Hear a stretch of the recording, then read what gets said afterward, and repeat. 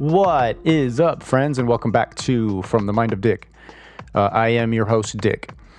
So today's episode is going to be a little different. I was actually on a good friend of mine's podcast, the Conference Call podcast. I talk about him all the time. It's my friend Danny B.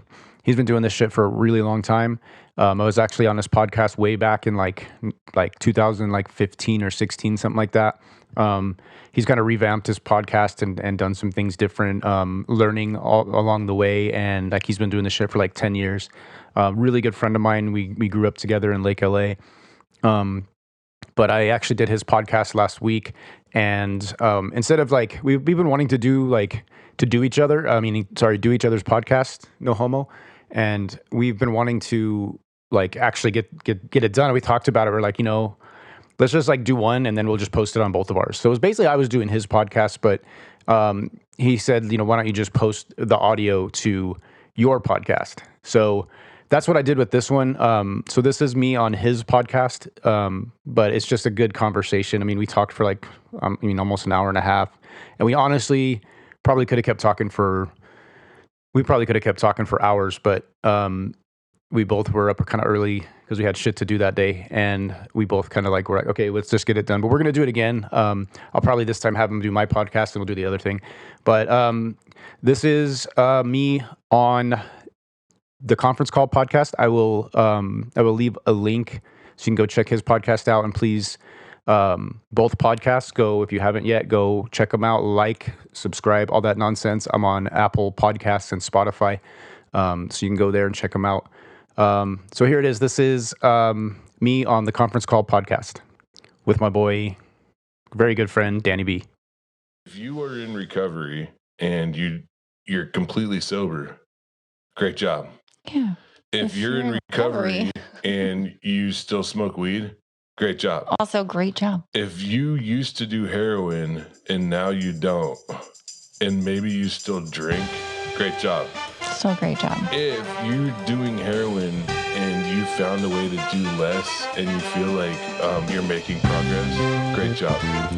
But maybe stop. Maybe look into Not doing heroin, obviously. Yeah, but that's what you have to do though in this time. Welcome, y'all, to the podcast out there.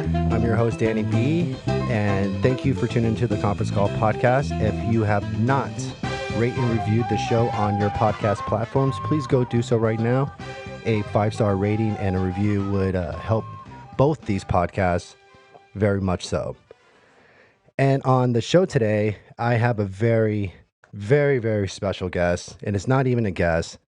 It's someone that I was actually thinking really a lot about last night, no homo, but I'm like, how did I stay friends with this guy after all the years and all the people that we know collectively?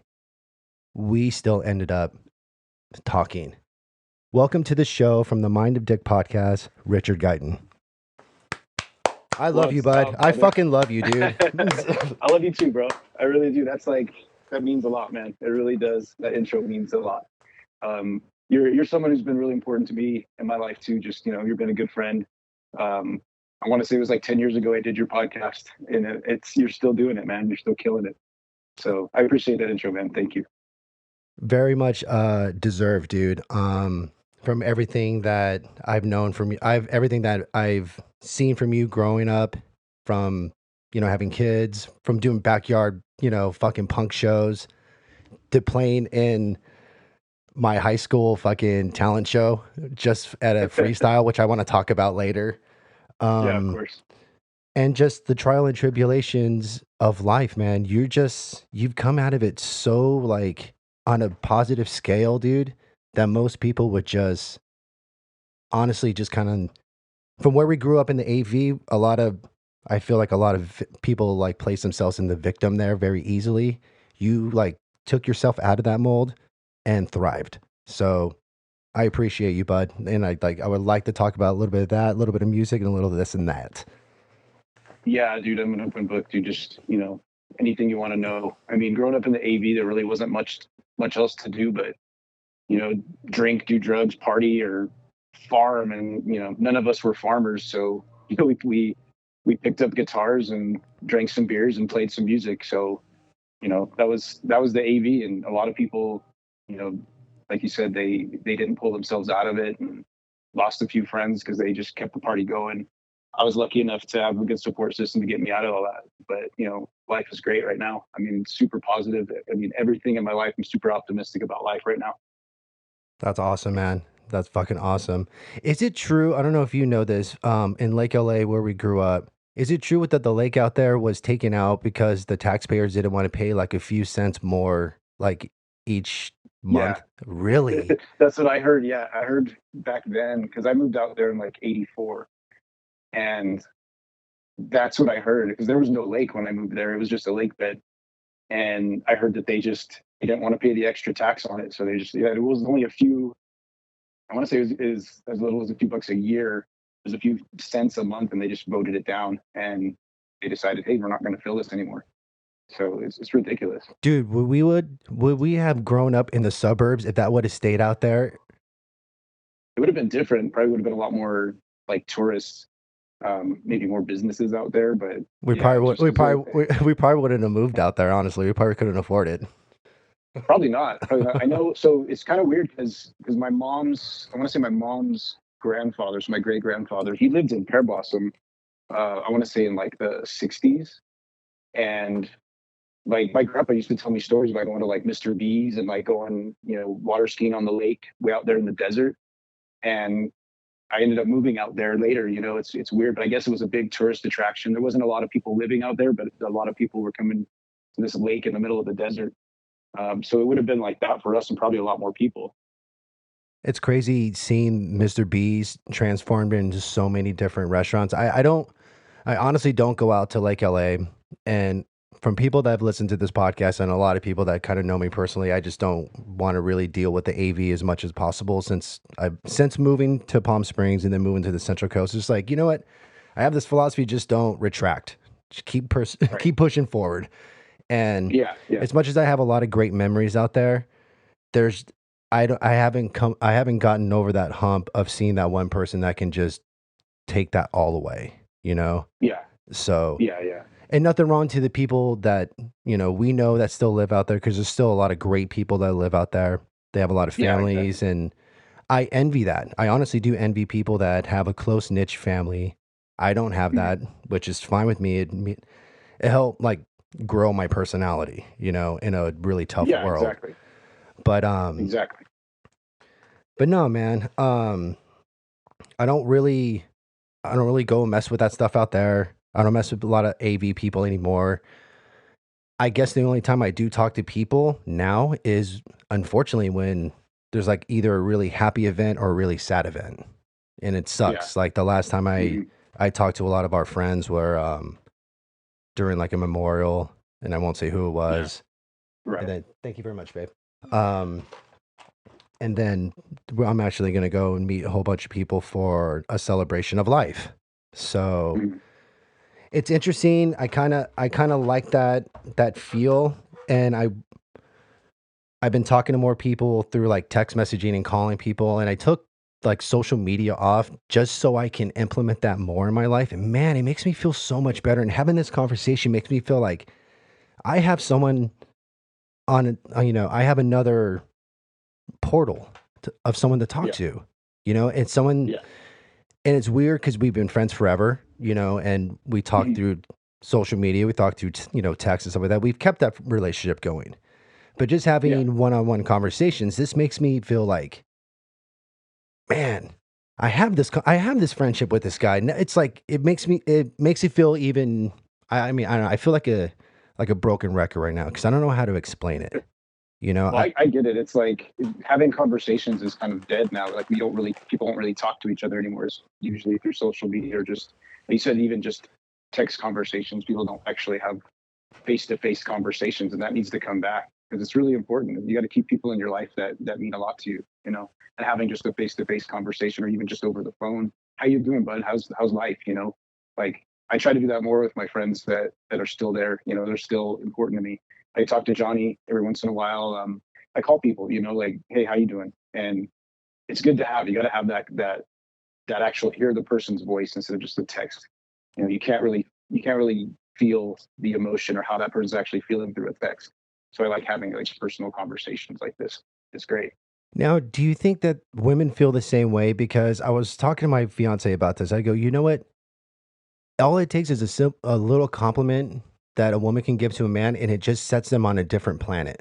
Like they just got a $5 raise, you know? Oh, dude, hell yeah, hell So yeah. do I you mean, I do love women feel that compliments like that. do women feel the same way about that? Like do they yearn like kind of the same simplicity, or it's just I don't know, man, because you and I feel the same way. I don't know, maybe it's just because we're kind of this, alike and we're friends. But I kind of feel Yeah, that men feel the same way too, even like at work. I'd go to like, an older, more seniority, type esque individuals. Man, you did a fucking bang up job, blah blah blah. Chingon, because I work with a lot of Hispanics, and it means badass. yeah, And they're just like, yeah, man, that's fucking makes it feel so good. Puff their chest out, come around more, start talking. I don't know, simplicity. yeah, yeah. Is it so far off to have little things like that to build humanity back up? I don't think so. And I think with one thing I've noticed with men is we love compliments about like what we do. If we do something like we build something or at work, like you said, if you give a guy a compliment on the work they're doing, that's the kind of stuff that we love.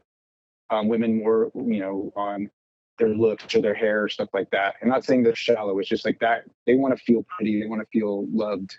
Men want to feel accomplished. We want to feel like we've done something. And that's one of the reasons I try to work so hard, because if I'm not working hard, I don't feel like I'm a person. I feel like I hurt my back and I was almost out of work for a year, and I felt like a piece of shit. I felt like I was nobody. And once I got back into where I could actually work again, all I did was go hard on it. And that's all I've been doing for the last few years, is just going hard on work, because I feel like I'm somebody when I'm working. And that's the kind of compliment I want. Is like, hey, you did a great job there. I don't mind being like my girl saying, "Damn, you're handsome." Like I love that too, but like I want to feel like accomplished. I want to feel like I kicked ass on something. So And it has like even with music, like if somebody says like, "Hey, that song sounds great," or it's like I accomplished something. I feel fucking great. Stuff like that. Like that's the kind of compliments I feel like men need. is it us getting to that point of like accepting we need to prove it to ourselves first before we can accept any type of acknowledgement later? I think, I think so. I think so. I think. Well, I also think you got to like work on yourself before you're working on like anything else. Like if you're able to work on yourself and feel better about yourself, you can accomplish anything. So it's something I've really tried to work on over the last 5 or 6 years, is just working on myself. And now I feel like I can take on the world, you know? That's so crazy, man. That's so crazy to hear it in that perspective because taking social media off, I feel great. I'm pretty much cigarette and alcohol free. Alcohol wasn't an issue. Cigarettes was a big issue. I'm pretty much done with Mhm, those. I'm mhm. starting to get back into a little bit of fitness here and there. I feel great, man. I feel like I want to Yeah. jump right back into like podcasting. Like I could not take a month off from podcasting. I had all the equipment. I passed by the studio. I'm like, this is just wasting. And I feel like every time I stop doing something, like I need to take a break from this. And then when I stop for 3 days, I go, I'm a piece of shit for not doing this, especially when it's something that I like doing, like good, Yeah. music, podcasting, whatnot. Even if it's just something getting off my chest, I I picked it up one day, put my guitar on, and I started talking and playing at the same time. And I go, dude, I haven't done this since high school, and it's the hardest fucking thing I've done in so long. But after I was done, I must have did it for maybe 2 or 3 minutes, just ranting about some shit that I'm going to air out later. And I go, wow. After I was done, I told my wife, this was like one of my biggest accomplishments I've ever done in like 20 years. Just getting back to something I used to do so effortlessly. Yeah. It's weird, man. It's so weird, like how our priorities shift so much growing up. Yeah. Yeah. We have to, when we're, I don't know how to put it, like when we're growing up, like when we're kids, we want to play music. We want to do all these other things. And then we start realizing, hey, we gotta grow up and be adults. And a lot of times the fun stuff goes away. Like with me, I started having kids, and it was like, okay, I can't really do this anymore. I can't be in the band. I tried to keep it going. I had kids young, and it was like music kind of had to go away. And then I started accomplishing things in life. I started getting better. I got sober, and then the first thing I thought of was, fuck, I got to get into music again. Now that I got a good job, I got everything accomplished that an adult should be accomplishing. Like I'm going to go back to doing the fun stuff. And I think that's important for us to go back to the stuff we love and we loved as kids. Go back to like playing music or something we're passionate about. Like with you've been podcasting for a long time, and I'm just getting into it, and I want to do it more, and I want to get these hobbies out. I want to do these things because this is the stuff that made us feel good when we were younger, and this is the stuff that makes us still feel good. So it's important to do those things. And this year, I'm going hard on that shit, and you should too. You should start playing more music. You should start just go hard on the podcasting. You just do it all because it's stuff we love. It's stuff that keeps us grounded. It's stuff that keeps us sane. Stuff we love. It's funny you bring up music, dude, because I just, God damn it, this coffee's so good.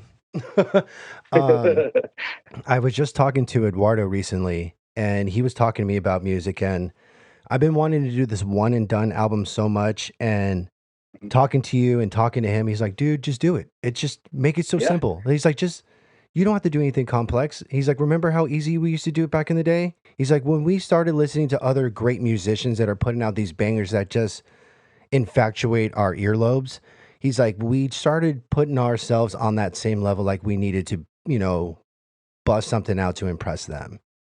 And Yeah. I remember writing like a fucking maybe 1 or 2 songs a day, like within a snap of a finger, dude.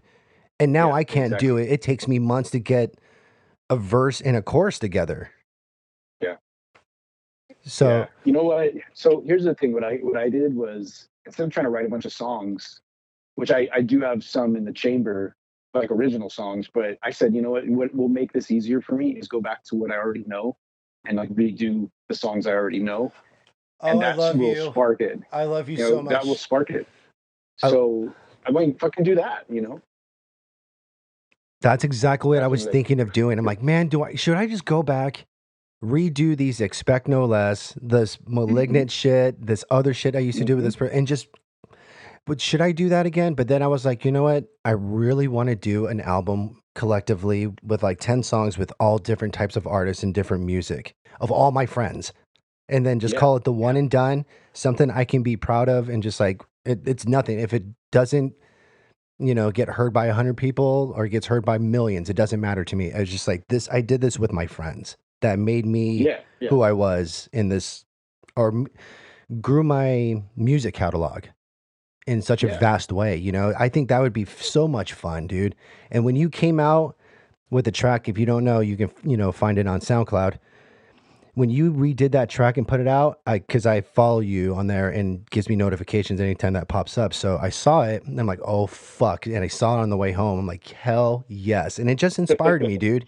And it just takes one little thing to inspire somebody. And it may take, people always say that, these 18-year-old kids need to go straight to college and learn what they want to do for a living right then and there. They might not get that itch for they may have to go through a workforce of fucking hell and beyond before they get that itch. I'm like, oh my God, this is what I want to do. It's weird, dude. And we're building a society of failure and debt. I'm sorry, we're like going off on all this shit right now. And that's okay. But I agree with you. But let's kind of get through all that.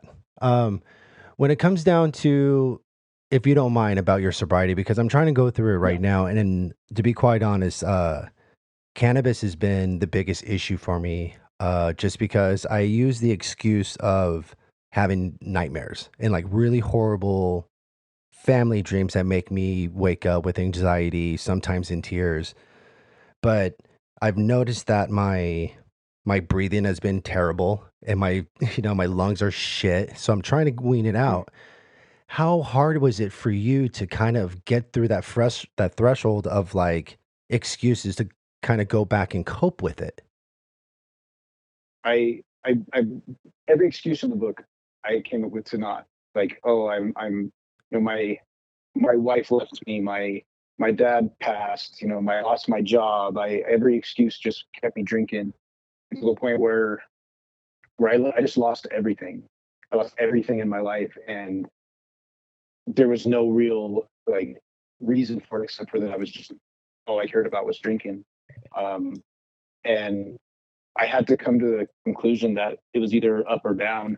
It was either I kill myself with alcohol or I fix my life. And because I had literally lost everything. I was sitting in an empty apartment with nobody. I was in Utah at the time, and my kids had moved. My June, my oldest, lived with me, and then she moved out and sent me this book with a text message saying that she wanted nothing to do with me.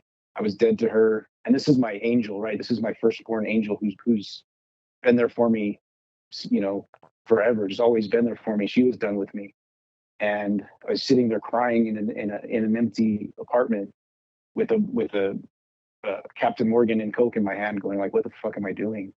And I decided that it was either up or down. I either just drown myself in alcohol, or I fucking cut this shit out and fix my life.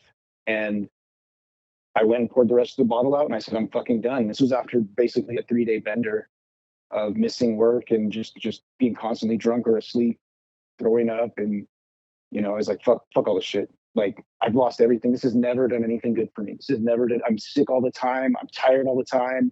I've lost everything. The fuck am I doing? 25 years of just drinking, because it never really stopped. It never really stopped. So I just said, fuck it, dude, I'm done. And I literally just said, I'm done. I poured it out. I said, okay. I slept for a while, and I was sick for like a week. I did go back to the liquor store, because in Utah there's like state liquor stores. So I went to the state liquor store, bought myself a cheapest bottle of fucking Spice Rum I could find. I think it was like $8, and it was like Barbarossa or some rock gut shit. And I said, I'm gonna fucking drink this. And I said, fuck this, I'm done being sober. It was maybe 5 days I hadn't drank, and I had the shakes, and I was just feeling sick. I was throwing up, and I said, fuck this, I'm gonna get a drink.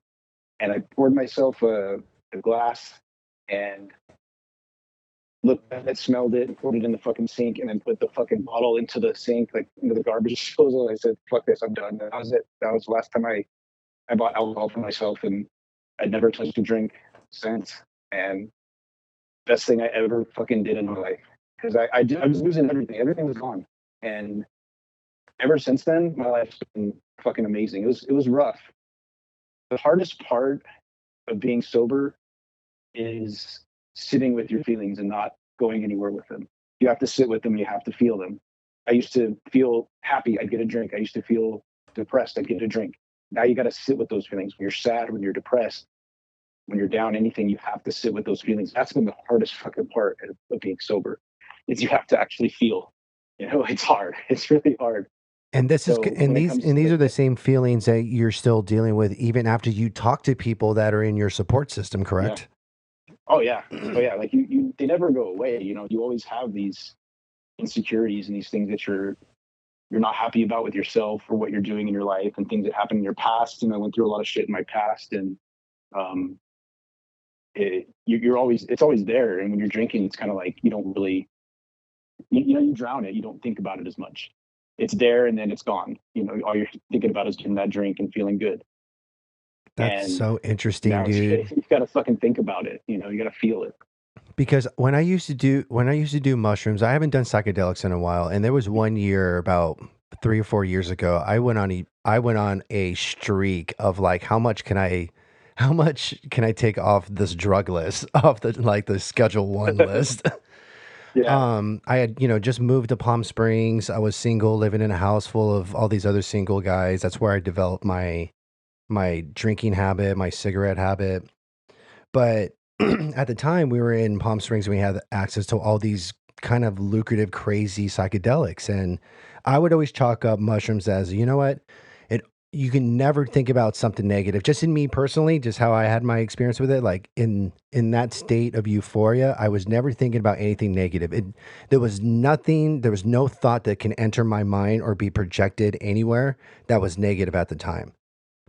And I Right. think that's what some addicts can't get past. They're like, you know what, but this makes me feel so good. It just takes everything away. And, Hmm. here it is. This is where the excuses start coming into play. And you kind of you put them in the pros and cons, and your cons become your pros, and opposites, and you just get so fucked up of what's good and not good anymore. Hmm.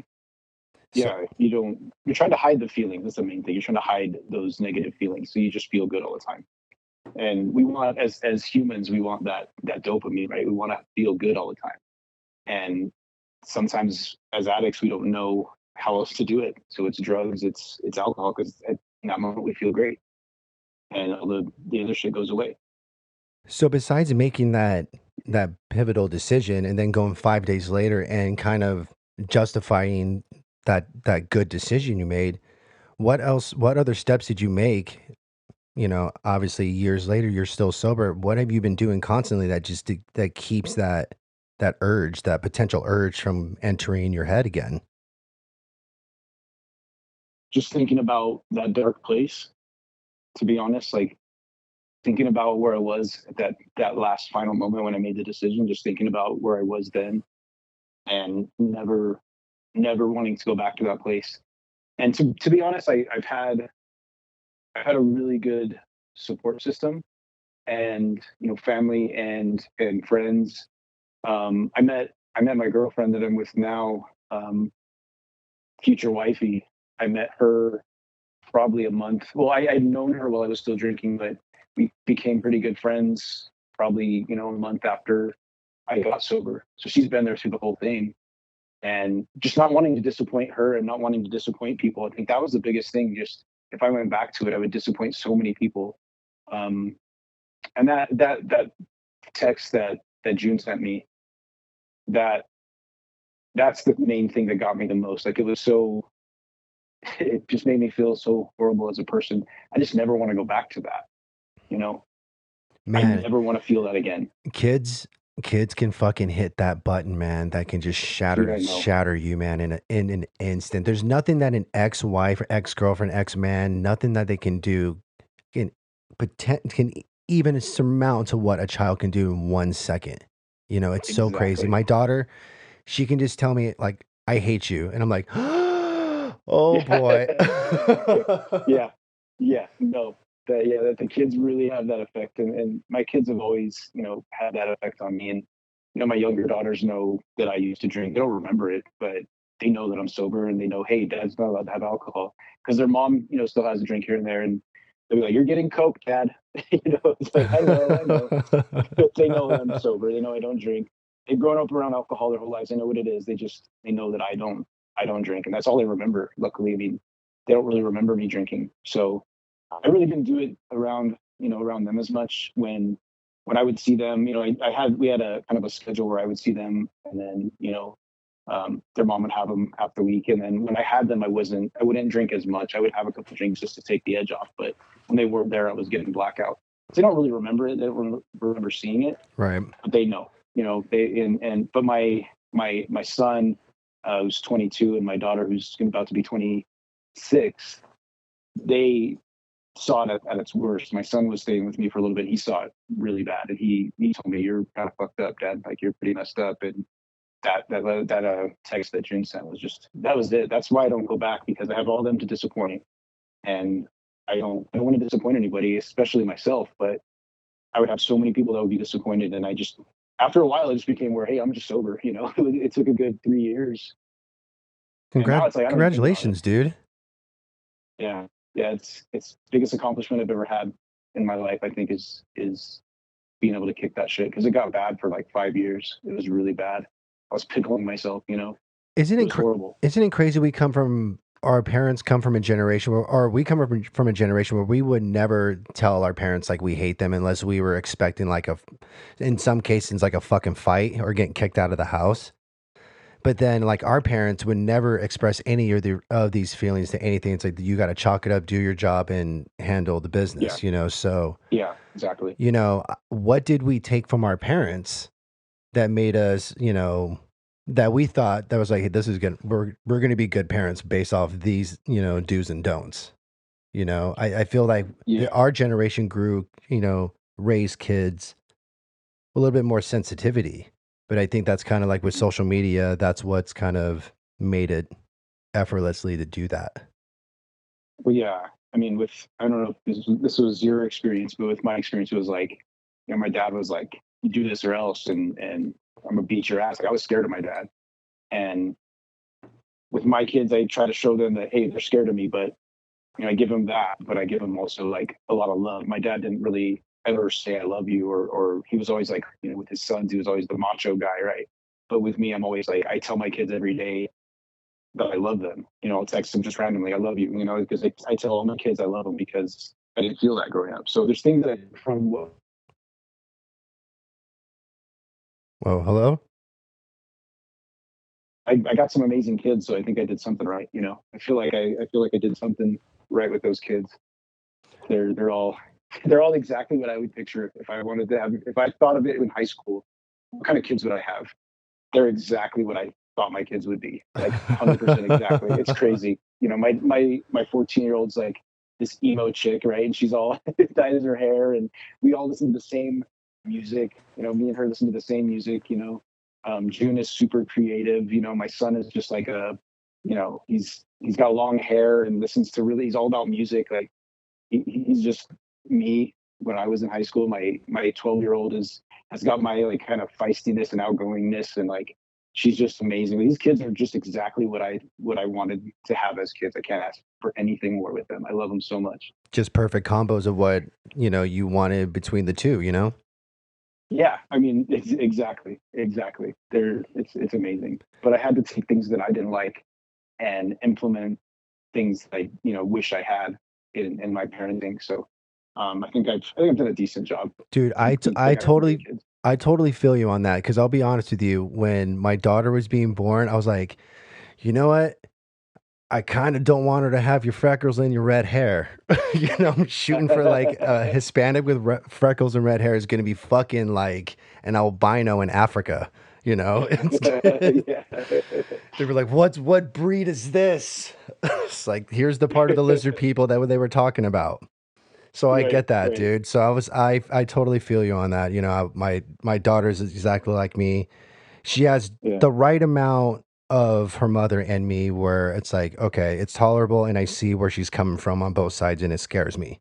It scares me for the future for these people. Yeah, that's hilarious. Yeah, my kids have they're exactly like their mom and exactly like me at the same time. It's funny because like with my younger kids, my daughter Kayla, who's 14, she has my personality, but she looks like her mom. Her mom is Hispanic, and so she looks like her mom. And then Zoe, my youngest, she has her mom's personality, but she's like blonde hair, lighter brown eyes. She looks like a white girl, but she's got her mom's personality. So it's funny they got a good mix of both of us. But they're amazing kids. I love them to death. You know what's I think it's also key to actually I think sets the foundation of kind of, I guess, judging a good parent right off the bat is the names they choose for their children. And you chose such great names for your kids. You had a lot of opportunities to do it, and you had nothing but bangers. Good names, dude. Yeah. First off, because there's some people that come out with names, and I'm just like, what the fuck are you going to do to this kid in school? Like, did you not get bullied in school? It still exists. It still exists. It does. It does. And it's worse my first now. One had to be after my grandma. My grandma was the most influential person in my life, so that one was easy. But the other ones, they were just ones we wanted to have good names for the kids, so they are bangers. So you had said something previously about like how your dad was like, get this done or I'm gonna fuck you up. But I did want to let everybody know that you love your dad very much. You and your brother show that you guys love your dad wholeheartedly. So I don't want anybody to get it twisted. This guy's like fucking hates his dad and shit. Like how I don't like my parents. This guy is the complete opposite. Oh no. My dad had some rough patches. I mean, he was addicted to meth for a while, and Lake LA, what are you gonna do? But it was big out in Lake LA. So sorry, I hate to cut you off, but most people that are listening to this know what we're talking about. But people that are like, friends with us that are listening to this first time and that have nothing to do with AV, meth was really big out in Lake LA. It was like pivotal out there. Yeah, he got caught into like doing it, selling it, cooking it at one time, and there was just a rough patch in there where we were kind of like all. I don't even know if my brother and sister really knew much about it because I was living with them at the time, and that was a rough patch where I had to go through a lot of shit that I saw. Me and Tommy, the other member of What For, me and Tommy witnessed a lot of bullshit. But then, after a while, probably the last I'd say the last 15 years of his life. Like he would give us anything we wanted. If we had a car that would break down, he was there. Sometimes I was going through a rough patch where I was going to school, but I wasn't really working a lot. He would just give me $20 randomly. He'd say, "Hey, go buy some beer." He would do whatever we needed. He was always there, and he was a great dad. And growing up, what I was basically talking about growing up is that he put work ethic into us, like at a young age. Like he would take us out. He was doing yard work. We had to be out there doing it with him. And he taught me that, hey, you always got to be the hardest working person in the room, because if you're not, someone's going to take that shit from you. And I got my work ethic from my dad from a young age, from 5, 6 years old, out there doing shit, right? Like he was always making me and my brother do shit, and we loved him. Like he would do anything for his kids, anything. And it was super devastating when he passed. It was so surprising. Like he got cancer just like that, and then 2 months later, it was gone. He was gone, and I was just like, it was devastating, because he was our Superman. Superman's not supposed to die. So, but yeah, no, my dad was an amazing person. So yeah, I didn't mean like, oh, fuck that guy. Like, I would tell him all the time, hey, fuck you, dude. But I'm my dad. I'm my dad. I am exactly like he was. I tell stories, and my dad would sit there for hours and talk about stories of his life. And he was an amazing person. So yeah, I love my dad to death. I am who I am because of that guy. It's funny you bring up stories, dude. Like you started your podcast in late 2022, and from what I've been listening to like your latest one, your latest few, you started off with like a lot of great, life stories, and now you've incorporated that together with some more educational things in like politics. Are you kind of gonna like transform that into more of like in your face what's going on in the world right now? Yeah, a little bit of that, and I've been told that I need to tell more stories. A few people that listen have been saying, I love your stories from the past. So I'm going to do a little bit of both. I mean, it's from the mind of Dick, so it's whatever I think of, whatever comes into my mind, right? Whatever's off the dome. And sometimes I got to talk about this, sometimes I got to talk about that, and I do want to go back into more like telling stories. But I have so much shit on my mind about like politics, about just like the world's fucked up, and I just want to talk about it. So I will do a lot more of that. But I do need to tell more stories and make it more lighthearted, because sometimes I get into that kind of stuff and I offend Fuck people. that, dude. Fuck I'm like, all that. I don't want to offend. I don't want to offend too many people, but at the same time, I'm like, man, fuck people. But that's my the podcast. Listen to it. I don't think what people I don't think people understand how hard it is to tell a story, to remember a story and break it down where it comes out so fluently. I don't remember stories. I remember little pieces that someone tells me about, like, hey, you remember this? And they're like, here you go. Remember this little part? I'm like, all right, then I'll piece it all together. I have to write it all down and then put it on notes. People that tell good stories are like such a gem.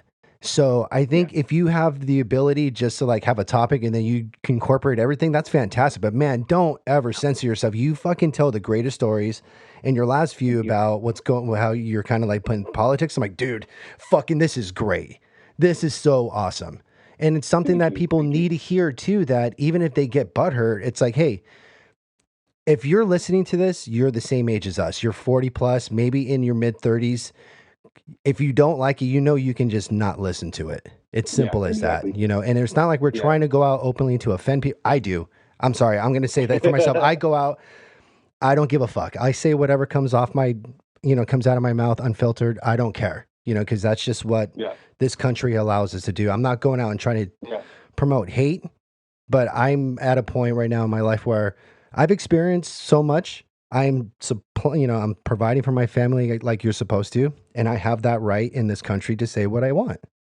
So, and the thing is, I'm not saying that I don't want to offend people. I just don't want to only offend people. I guess that's what I'm trying to say. I don't want to just go out and like just nothing but fuck you on my podcast. Like I want to tell stories, because that's what a lot of people have enjoyed that have been listening. And then I also want to have that in your face shit that's like, I don't give a fuck. Like this is how I think, because I'm not left or right. I'm like, fuck the government. I'm punk rock, bro. Like, fuck them all. I mean, most punk rockers now are all like, fuck Republicans. I'm like, fuck everybody. That's what punk rock is. It's fuck the government, motherfuckers. Like, we're not like left or right. Like now, I see bands like No Effects like saying, oh, fuck Trump and all that stuff. Well, yeah, fuck Trump, but you know what? Also, fuck Biden. Like, fuck them all. Fuck all politicians. They're all fucking They're all in it crooks. together. They're all crooks. It's one big club, and we're not in it. That's what George Carlin said. He said that in the fucking 70s. So it's like he got murdered for it. That's here nor there, but like you can't say that and as a celebrity, or else they're gonna suicide you. So I'm just saying that I've been saying this since the early, I'd say 90s, saying this shit too, and then now it's finally coming out. So I'm going to say it on my podcast now. I'm going to definitely say it on my podcast. I'm going to say what I want, but I need to tell more stories because I do remember all the stories. I remember a lot of stories from our house parties and just being in the bands and stuff like that. Like I remember a lot of stuff. Somehow, I killed a lot of brain cells, but somehow I remember all this shit. I can't remember what I did yesterday, but I can remember shit that happened in 1994, So That's great. I mean, yeah, so I do need to tell more of those stories. There's a lot of them. And that's when I first started the podcast, my girlfriend was telling me, like, you have all these stories, like, why don't you like start a podcast?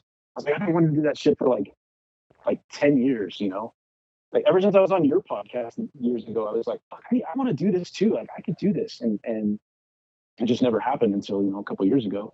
Yeah, I think you starting one is probably one of the best decisions for like everybody that we know, just because of those stories and the fact that you did it and it came out great. I was like, man, this, like, he just jumped right into it.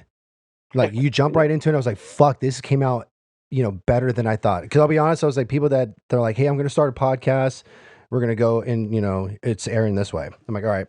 So I'll listen to it to support it. But when you came out with it, I'm like, all right, let's see what he does.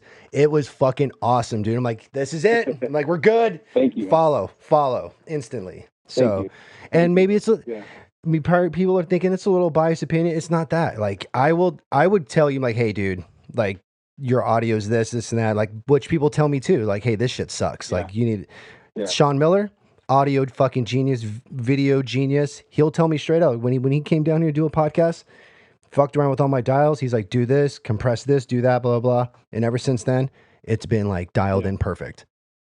Yeah, so I feel like I need that too. But I look at it like this: like my podcast is a punk rock podcast, so it's like just like my music. It's like it's not going to be perfect. It's just going to be there. I want it to sound good. I want it to sound as good as possible. But if it's not perfect, I'm going to be like, hey, dude, it's fucking punk rock. I don't care.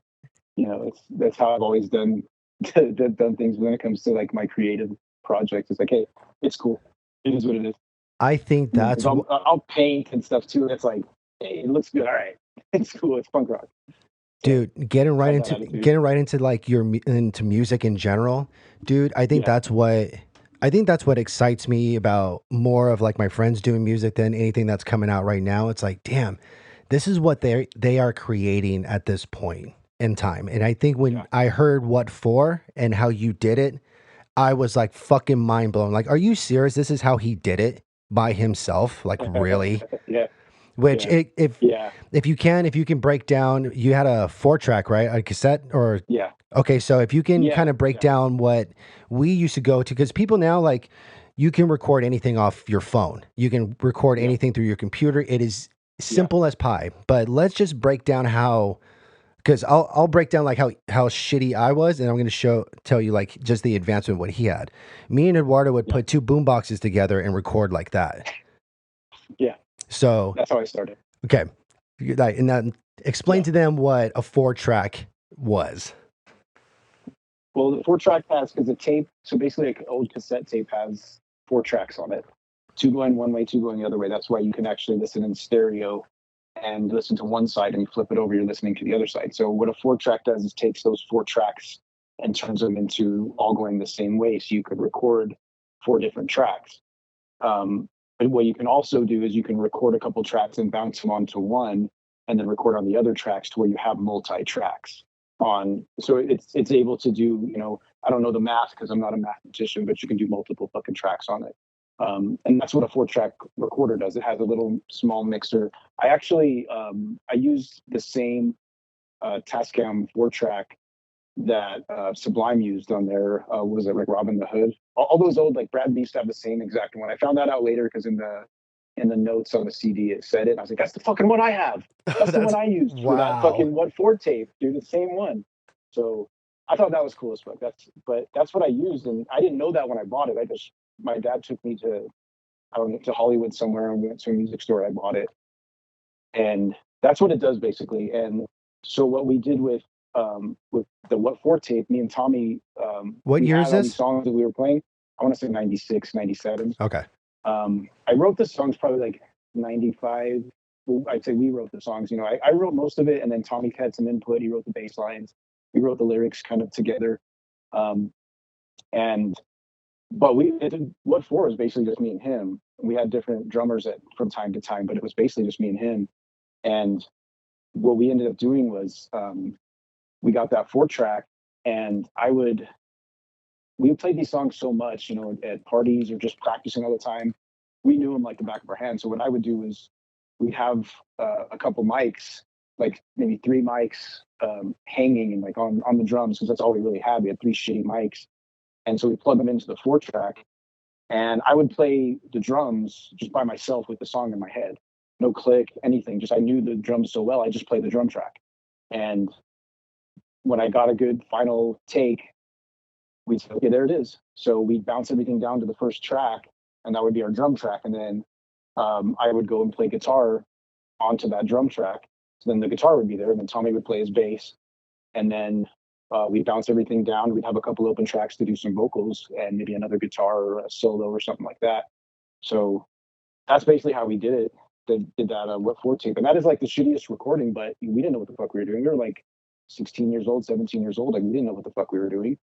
You know, we wanted to put some music out, and that was how we did it. Dude, this may sound so terrible, so please do not take offense at this, okay? And I don't know if this is going to sound bad. This is what just comes out of my mouth, but listening to the like being like kind of a punker back in the day. I was more like pop punk. You guys were more punk rock than I was, but listening to your album, I was like the rawness of it. It's like, this is fucking, you know, and this is incredible. And then when I hear it, for some reason, I always have like, I want to put like your music in the scene of American History X where they're going and celebrating Danny and they're like playing punk and shit. But I always hear your music behind it for some reason, because it was that same type of like old school punk rock that you didn't hear in the 90s at all, because things were changing so much. And I'm not correlating What For him to skinheads and shit like that, but just if you can listen to that energy and what that punk rock style was in American History X, because I know people aren't going to go out and go find what's the punk rock he's talking about. Just go to that particular scene and you'll get what type of energy these guys brought to kids like us in the AV. It was incredible. And then when you heard that, it's like, what the fuck? He did this? Yeah. Well, we were heavily influenced by like I want to say like the late 80s hardcore, Minor Threat. One of the bands that I listen to it now, and like my songwriting style at that time was totally mimicking the Gorilla Biscuits. I don't know if you've heard them, but they were one of my favorite like hardcore bands, and they're 80s band, 80s early 90s, and the way I wrote What For songs was almost identical to the way they wrote songs.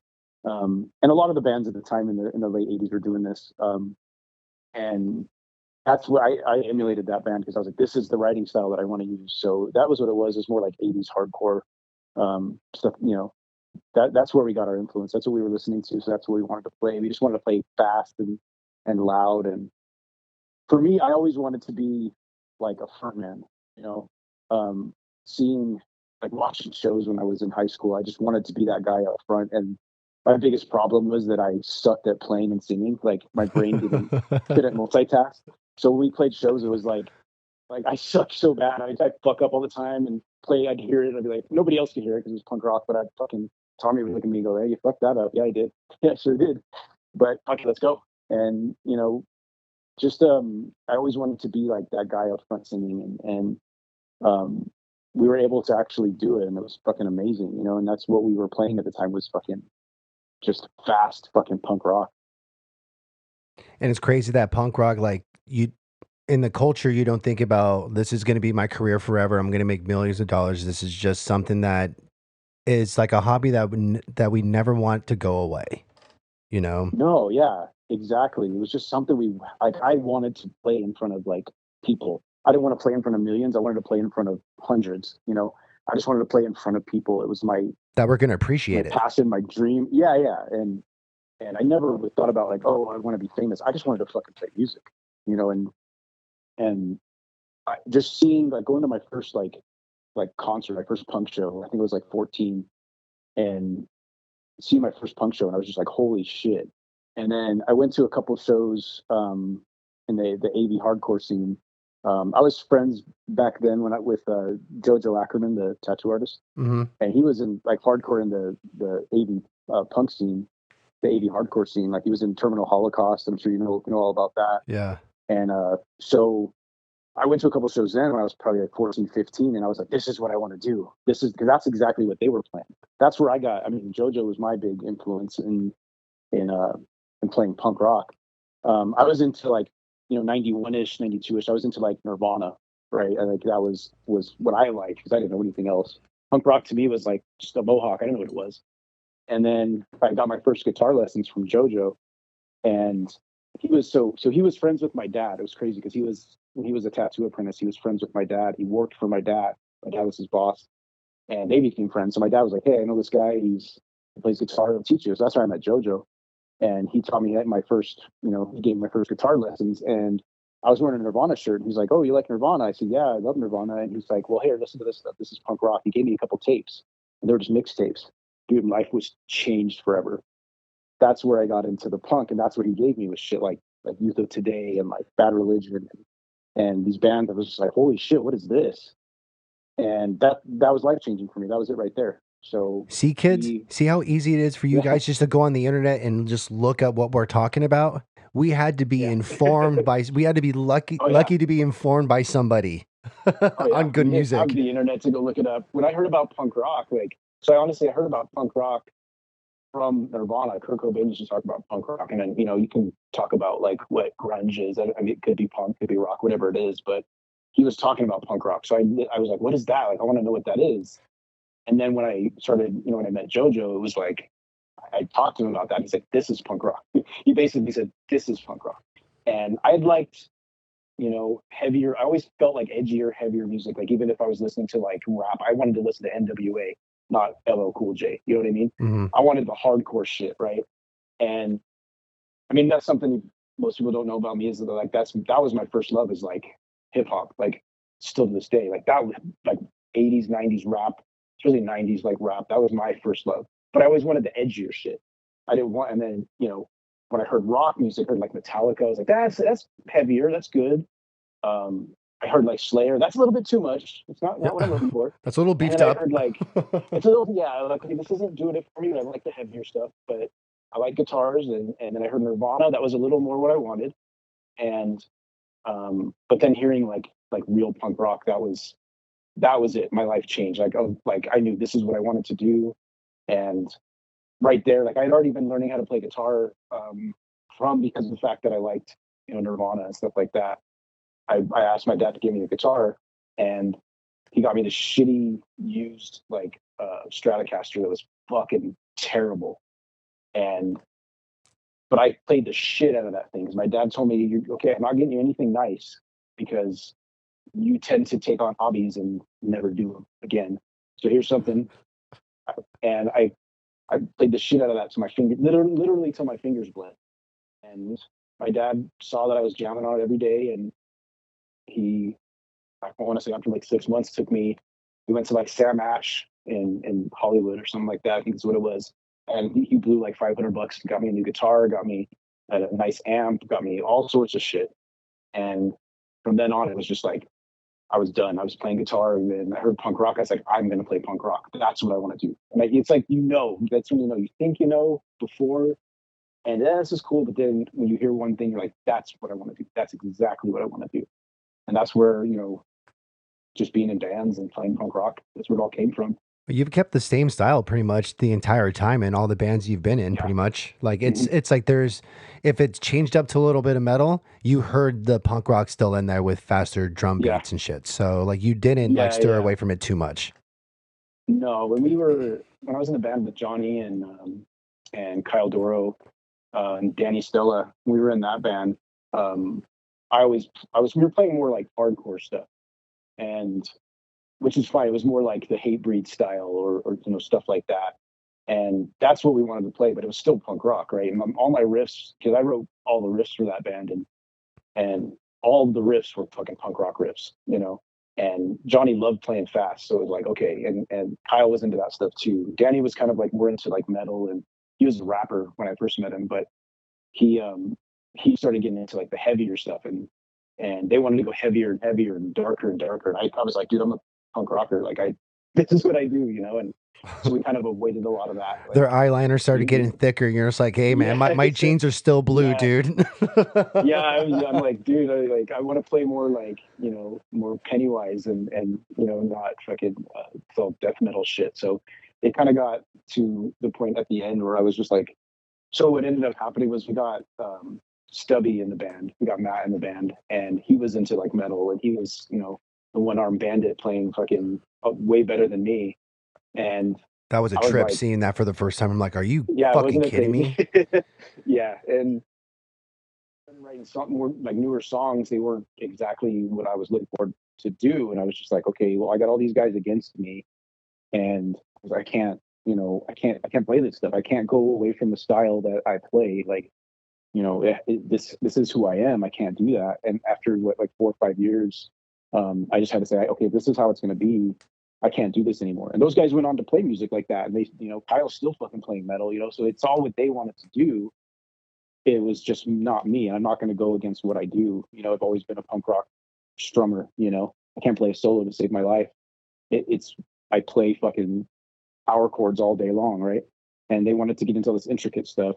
The thing that was the clincher for me was when we were actually recording like a demo, and they put all these like samples in of like this disgusting creatures and all this stupid shit. And like, what is that? And then I was like, wait, what the fuck's going on here? And then when I played guitar over, so Johnny had played drums and there's bass, and I played my guitar over it. One of the songs we've been playing for 5 years, and then I left. I had to do some stuff, and then I came back and listened to it, and all I heard was Matt's guitar on it, and I was like, "Where's my guitar? Well, it's there." I was like, "I don't hear it. I wrote this fucking song. I wrote everything about this fucking song except for the lyrics. Like, where's my guitar? I wrote this shit." And they were like, "Oh, it's there, dude." I was like, "I don't fucking hear it. I only hear his guitar." Like, and we got in a little argument about that. I had been going through a lot of pressure with my first wife about like, you're in this band, you're 2 3 days a week, sometimes 4 days a week, you're going and playing the band, and you're not here, and you're not making money. Like, you're spending money that we don't have. You're making like $6 an hour at Walmart. Like, why are you fucking in this band? Like, you need to fucking quit.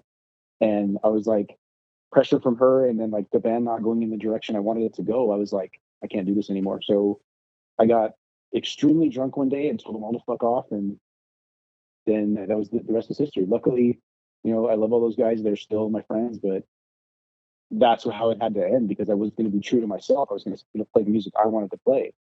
And unfortunately, I've never been in a band since then, but life had to happen. Like I said, earlier, life had to happen. I had kids that had to be taken care of. So So they I had pulled to a quit. fucking Jason Newsted on you, dude, and put in like just Kinda, and what dude. Yeah, and what I'm referring to, yeah. if you guys don't know what I'm talking about, is the Injustice for All album where there's apparently no bass in it at all. Yeah, So- exactly. Yeah, I couldn't hear any of it. Any of the songs that I had recorded, I was like, "Can we lift my guitar up? Like, it should be not in the forefront." But I did write all these songs. Like, so what are we fucked. doing? Yeah, but like I said, I forgave those guys. They forgave me for being an asshole, but they all understood. I mean, even when Johnny was on my podcast, we talked about it a little bit, and he's like, "Dude, that's like, that's gone, dude. That's nothing. Like, you had to grow up faster than a lot of us did, and the pressure from that, plus like the band, not being where we wanted it to be. Like, he's like, I totally get it." And it didn't hurt them. They went on and formed another band without me. It was just the same guys without me, and I can't remember the name of it, but they were fucking badass. And they played a lot of shows. They were around for a few years. So they kept playing, they kept going. Everything was good. Kyle's been in multiple bands since then. Like, I'm proud of that guy. Like, when I hear his shit right now, I'm like, fuck, dude, he's so fucking good. I'm like, that's my boy right there. You know, that dude is fucking awesome. You I know, mean, in his 40s, dude, and still doing it, bro. Fuck yeah, dude. I put my catalog of music on shuffle, and then I'll go through all this different type of music, and then place like my musician friends in it. I'm like, this is I'm pretty much setting up the music list, song list of like the artists I want to incorporate my musician friends to these songs. So yesterday I was Yeah. listening to like a post-hardcore band from like 2007. I'm like, dude, I want to do music like this in the one and done, and Kyle would be the best at singing with this. Oh yeah. Then I started Yeah. listening to Lagwagon May 16th, and I'm like, dude, Yeah. I would love to write a fucking song with Richard like this. And I think that's Hell what yeah. this album is going to be so monumental to me. Like, this is what I want. I want people at what the best they do in that particular genre, and just make a whole album of it. So people are like, oh Oh yeah, shit. dude. You need to fucking get on that, bro. I know Like, I'm a piece no of shit. excuses. I know. You're not a piece of shit. You're not a piece of shit.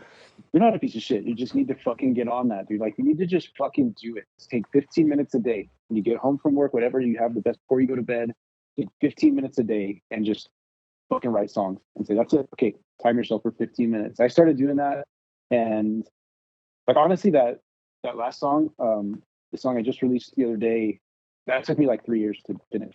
But I finished most of it in the last like 3 months because I just said, fuck it, I have to do this. I'm doing this now. And so I'd take 15 minutes here, 15 minutes there. On my days off, I'd say, okay, I'm going to spend a couple hours messing with these songs. And I would get bored with it and go away from it. And I go work on another song, or I go do something else. And you got to fucking just take that time. You got to force yourself to do it. And not like it's forcing because it's something you love doing, but if you just sit and think about it all the time, you're just going to sit and think about it. You're never going to actually do it. So you have to fucking just get on it. Just fucking do it. I Fucking like do it. I like how I like the 15 minutes. You know, if it's 15 minutes a day, I was just thinking about this too. God, this is like such a full circle podcast for me right now, because everything you're saying is like, shit, dude, I just had this, epiphany, a few days ago. And it's like, I was telling my wife, I just need to do like some sort of working out for 15, 20 minutes so I don't feel like a piece of shit. And Yeah. if you tell someone like, hey, if you just walk for 15 minutes a day, it'll make you feel a whole lot better. Trust me, in like a month. You're like, that's not really a big deal. But honestly, if you didn't do it, you would see such a huge difference, and honestly, the little things that you even talk about, you just want to feel accomplished. In 15 minutes of Yes. writing, like, all right, this was it. Timer just went off. I'm good. I don't have to dedicate any more to this. On to the next project, or do whatever you want afterwards. Yeah. You know what I found when I started setting a timer? I said, okay, I'm gonna set a timer for 15 minutes. I'm gonna pull out the laptop. I'm gonna start writing.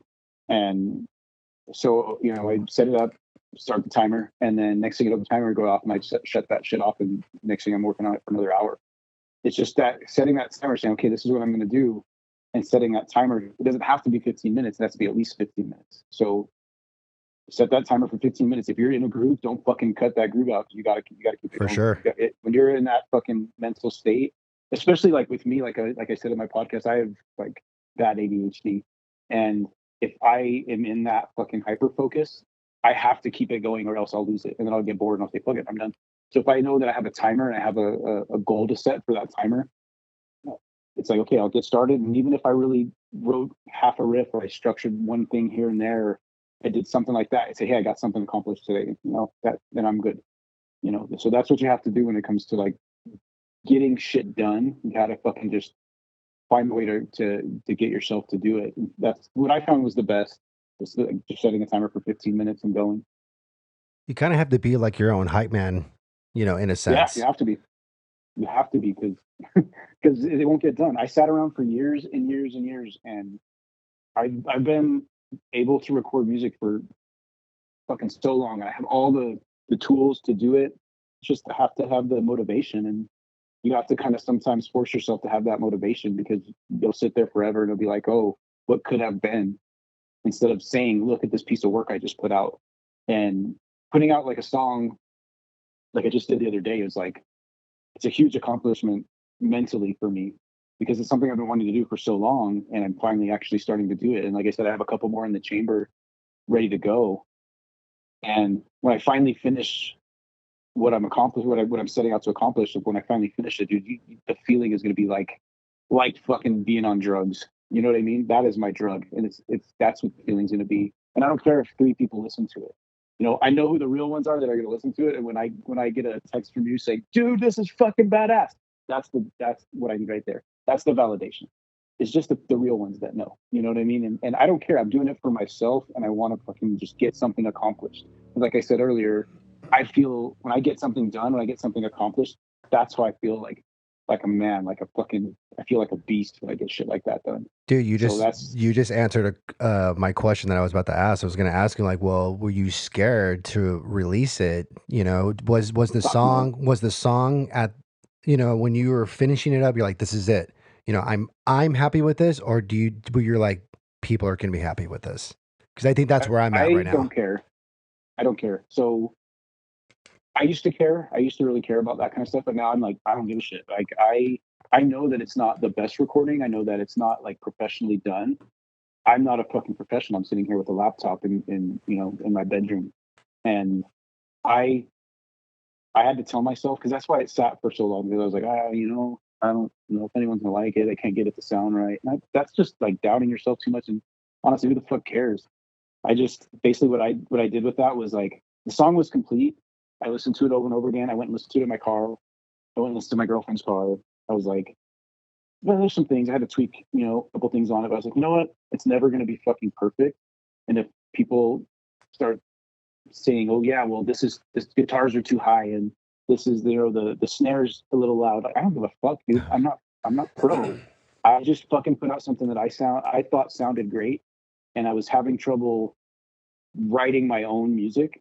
I mean, that is my own music, but I'm saying like new stuff. Like, so I said the only way I can really get out of this rut is to fucking re-record the old songs because I already know how those go, and I don't have the pressure of like trying to structure it the right way and make this chord change sound right. And you know, I already wrote those songs, so it's getting me to that step of recording. I mean, actually picking up my guitar and getting everything into the machine so that I could you know, make it sound good. And that's where like now I started writing new stuff and I'm just like, wow, the shit's just flowing out of me now. The spark has been lit, right?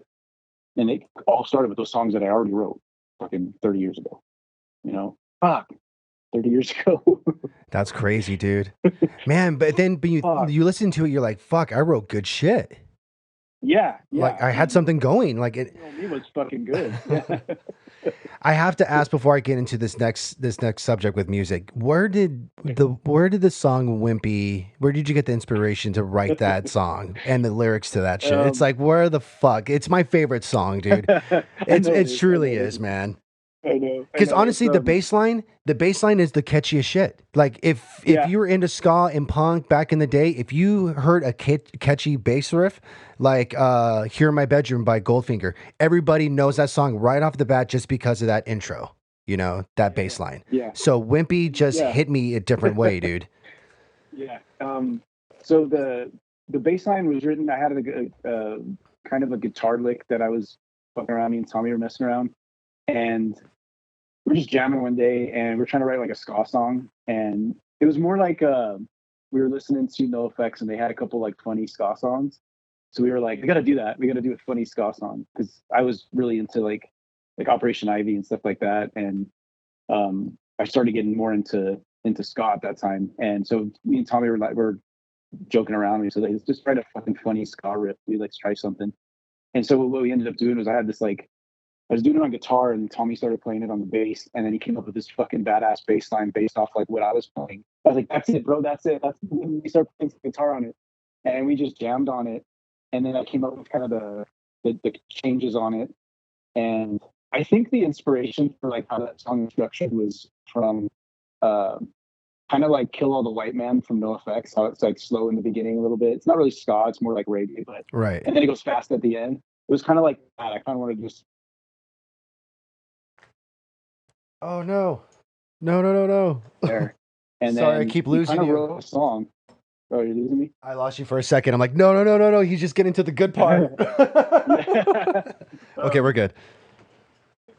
So came up with that idea, and then I had an idea for a long time about writing, because Wimpy and Popeye was just kind of like the funniest fucking character. And me and Tommy used to joke about it. That dude's fucking white trash as fuck, dude. He's like, I never has no money and always pays like, oh, I'll pay you Tuesday for a hamburger today. And then he never has money, right? And he's always sitting at the bar. Like, that dude's fucking white trash.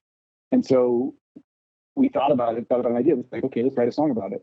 And that's how it came about. As simple as that. It's like, we wanted to write a song about Wimpy, and we wanted to write a ska song. So we put the two together, and I wrote the lyrics. And the funniest part of that song is when we were recording the part where he's like, we kicked his big fat ass. And at the end, if you notice, there's a group of all of us going sideways. Yeah. We're like, we stuck the can up his ass sideways. And that was all of us together, and we just said sideways, and we just could not stop laughing after we recorded it.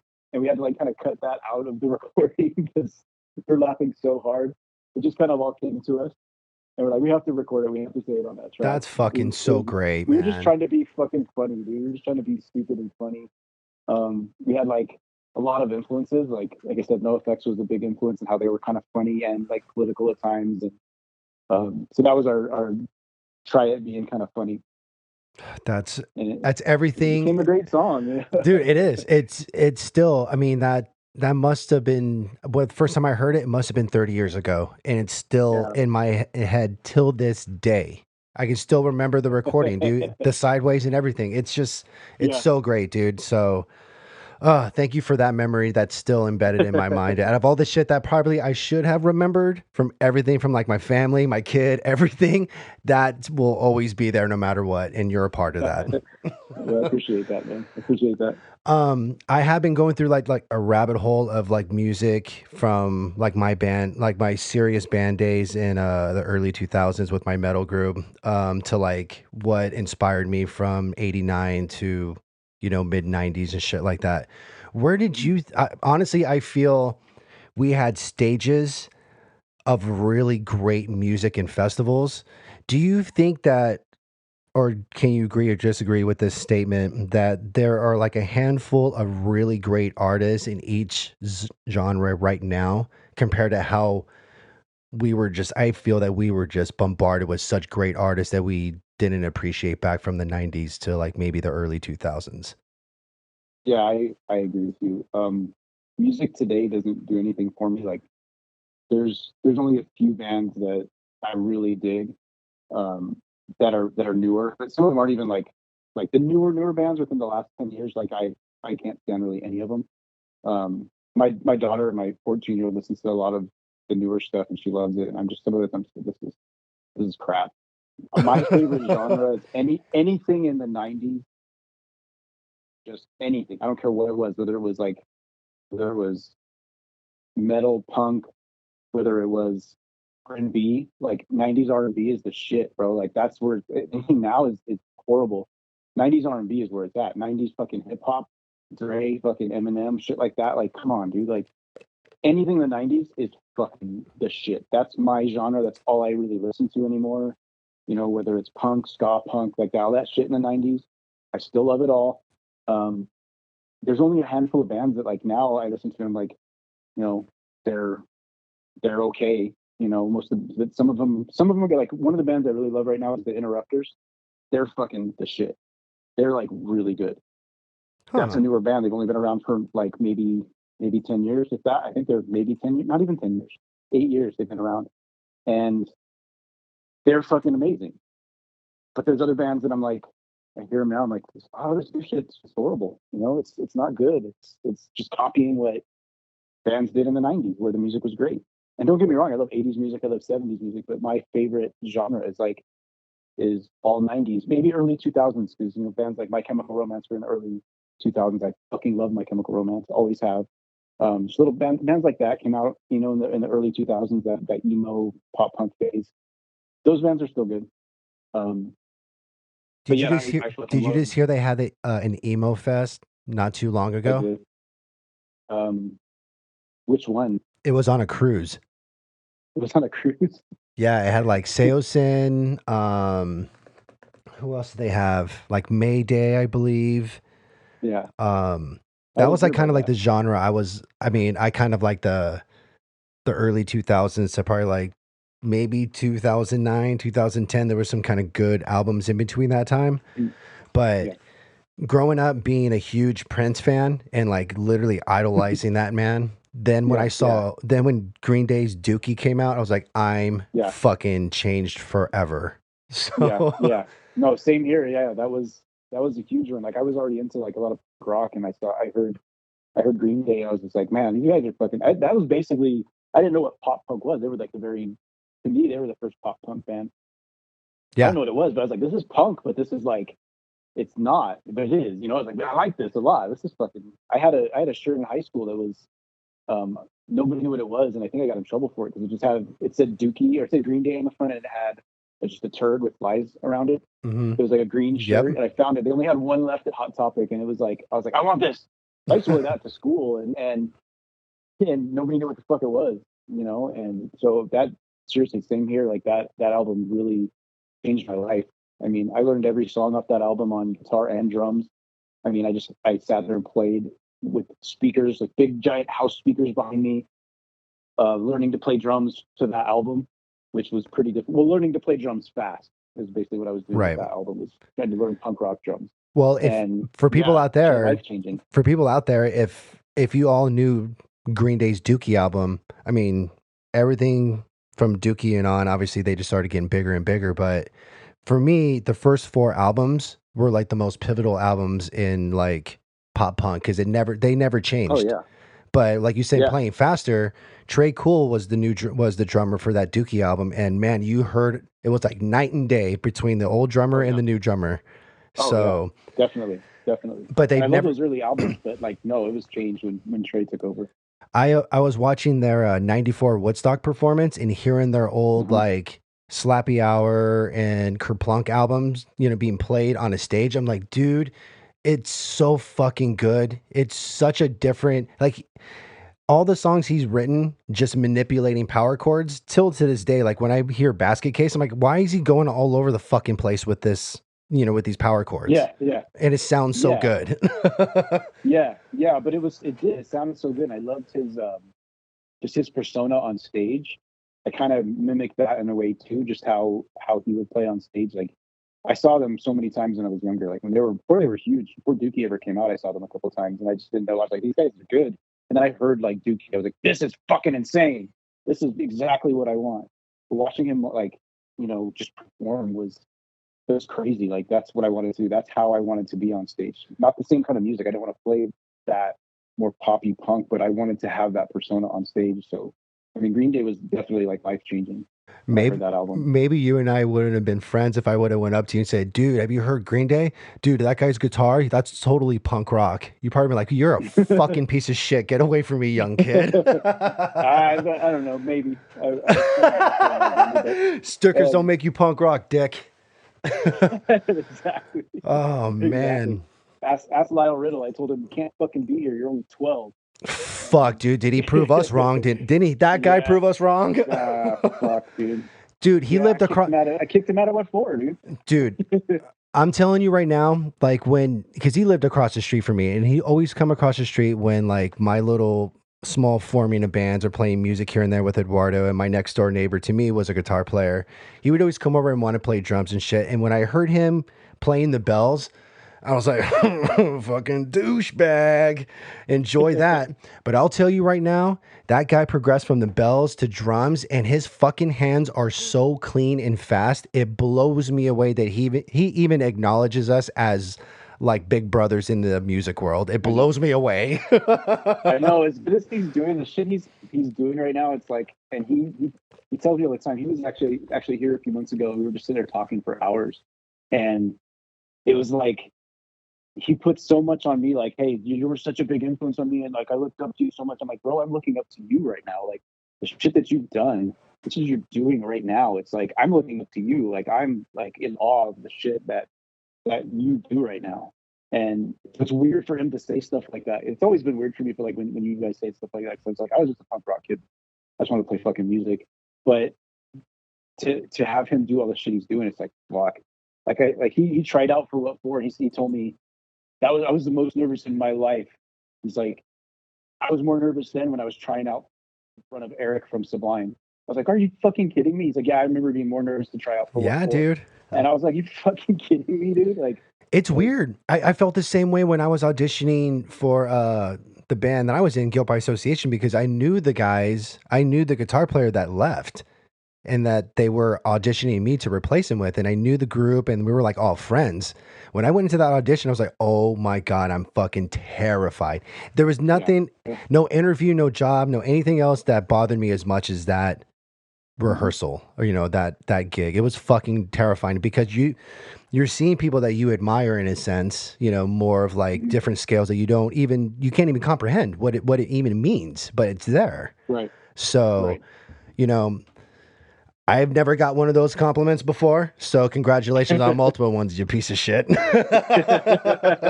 Well, I will give you one. Like, you're the reason I wanted to do a podcast, because I've always listened to your podcast. So there you go. I mean, you're the reason I appreciate that, dude. I love you, bud. Yeah. I love you too, man. Like, I wanted to do it back then. Like I said, when I was on yours, I want to say it was probably 2015, something like that. And I love doing it so much. I was like, man, I want to do this. And it just never happened. But it's always been like, because you were doing it, my boy was doing a podcast and it was fucking good. And I'm like, fuck, I want to do this too. I really want to do a podcast. And it's, you know, it just happened 2 years ago. But it's always been like your influence on your podcast. And I've always listened to it. It's like, I want to do this, man. I want to do this too. So good job on that. Your podcast has always been great. I appreciate it, man. I truly do. I know, like, when people hear, like you said, oh, you've been doing it for 10 years, but when you guys go on my list, it has like 30-something episodes.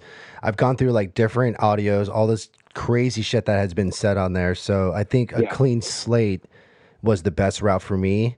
And to hear you say that it means a lot, dude. It truly means a lot. Yeah. So come on, man. You're influencing people. I promise. I promise. Well, hey, man. One last thing, dude. Obviously, we talked about new music and stuff like that. When do you think music completely just like died out? Because honestly, dude, I kind of went back to like Ozfest festivals, the Vans Warped Tour, the '94 Woodstock.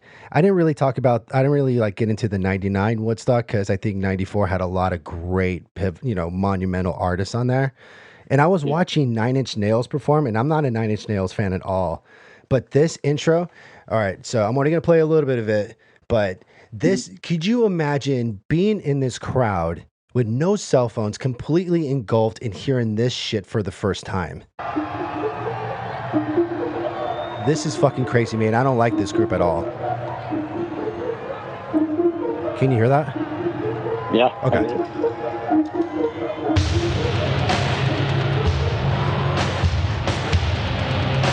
I'm getting goosebumps just hearing this, dude, and I don't even know what this song is, man.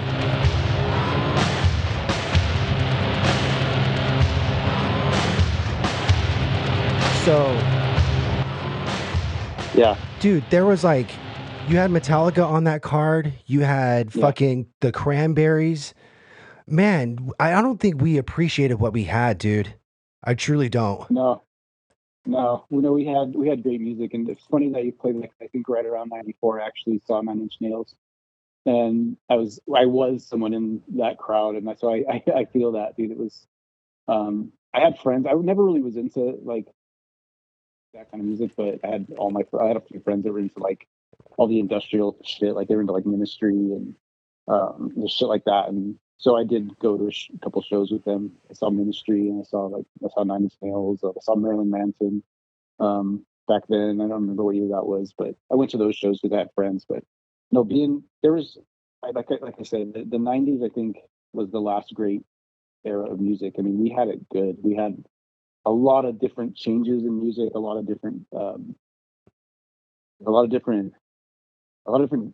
genre switches. I don't know how to describe it. Like, you had grunge come out in the '90s, you had pop punk come out in the '90s, you had third wave of ska, which I still love. I don't care what anybody says. You had all that come out in the '90s, all that stuff. What really have we changed? Recently, not much. We're just lucky enough to be growing up in that time period. Where the music just was so different. We're so lucky. We grew up in an age where we can hear the new music that's coming out now trying to replicate the shit that we heard back in the 80s and 90s and understand the difference that, hey, this isn't new. This isn't fucking new music at all. Every time I hear a band, I'm like, that sounds like this band.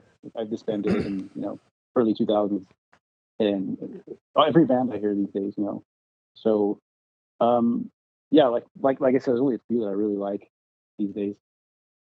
Well, I'm excited about your new music that's dropping, dude. I won't keep you any longer. I know we got up early to do this and you're on a different time frame. So I love you to death, bud. For everybody out there, please go follow his podcast on, I'm sure you're on all platforms as well, right? Yeah, right now I'm on Apple Music and Spotify. I'm going to put it on SoundCloud as well. But right now, that's all I want to do is those. I'm going to, just Spotify is where I get, most people listening to it, but I also have it on Apple Music. Awesome. I will have both those in the link. Please go follow From the Mind of Dick podcast. Buddy, thank you so much for taking the time out of your day to talk to me, man. I love you to death. You've been a musical influence and a great friend most of all, dude. And I can't wait to do this again. Yeah, we definitely will, bro. I love you, bro. Thank you so much for having me on. Thank you so much for doing this with me, bro. I appreciate you, bud. Until next time. And to you guys all out there, keep positive and stay classy. Peace.